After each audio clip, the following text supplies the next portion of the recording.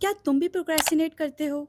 तो शायद तुम उतने भी लेजी नहीं हो जितना तुम सोच रहे हो, क्योंकि दुनिया के सभी सक्सेसफुल लोग चीज़ों को अवॉइड करते हैं और सरप्राइजिंगली उन्होंने उसे एक प्रॉब्लम नहीं, एक स्ट्रैटेजी बना दिया।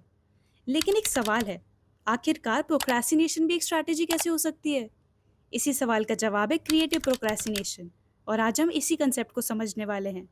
हम सबको बचपन से एक ही बात सिखाई गई है, प्रोक्रेस्टिनेशन बुरी चीज़ है। लेकिन सच इतना सिंपल नहीं है। रियलिटी ये है, हर इंसान चीज़ों को अवॉइड करता है। तुम, मैं, सीईओज, एंटरप्रेन्योर्स, टॉप स्टूडेंट्स, सब। डिफरेंस सिर्फ इतना है, हम इम्पॉर्टेंट काम डीले करते हैं और सक्सेसफुल लोग अनइम्पॉर्टेंट काम। एक सिंपल एग्जाम्पल सोचो। कल तुमने डिसाइड किया था तुम सुबह उठकर पढ़ोगे। अलार्म बजा, तुम उठ गए, बुक भी खुल गई, और तभी दिमाग ने बोला डेस्क थोड़ी मेसी लग रही है। फिर डेस्क साफ हुई, फिर वाटर बॉटल रिफिल हुई, फिर व्हाट्सएप चेक हुआ, फिर इंस्टाग्राम सिर्फ 5 मिनट के लिए खुला, और जब तुमने टाइम देखा 45 मिनट गायब। अब सवाल ये है, क्या तुम लेजी थे? नहीं, तुम पूरा दिन बिजी थे। बस तुम गलत चीज़ों में बिजी थे, और इसी को हम प्रोडक्टिविटी समझ लेते हैं। क्रिएटिव प्रोक्रेस्टिनेशन का रूल बहुत सिंपल है।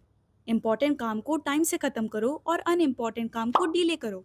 मतलब स्मॉल डिस्ट्रैक्शंस में एनर्जी वेस्ट मत करो। इंपॉर्टेंट काम करना मुश्किल नहीं होता, मुश्किल होता है बाकी सब चीज़ों को ना बोलना। और जब तक तुम ना बोलना नहीं सीखोगे, तब तक तुम अपना टाइम कभी कंट्रोल नहीं कर पाओगे। हर बार तुम किसी रैंडम डिस्ट्रैक्शन को हाँ बोलते हो, तो तुम अपने फ्यूचर को ना बोल रहे होते हो।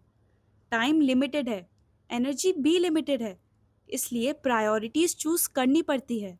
एक बार वॉरेन बफेट से पूछा गया, आपकी सक्सेस का सीक्रेट क्या है?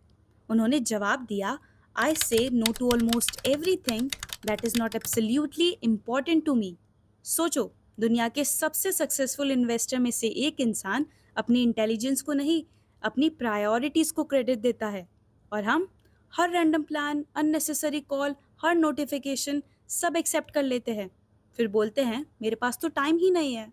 सच तो ये है, तुम्हारे पास टाइम की कमी नहीं है, तुम्हारे पास प्रायोरिटीज की प्रॉब्लम है।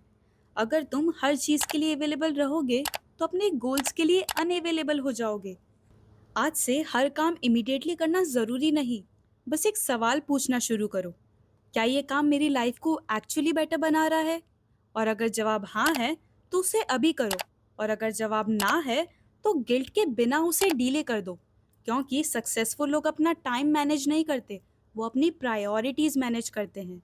और याद रखना, 1 साल बाद तुम्हारी लाइफ किसी एक बड़े डिसीजन से नहीं बदलेगी, वो बदलेगी रोज लिए गए उन छोटे डिसीजन से, जहां तुमने डिसाइड किया कि किस चीज को ना बोलना है और किस सपने को हाँ।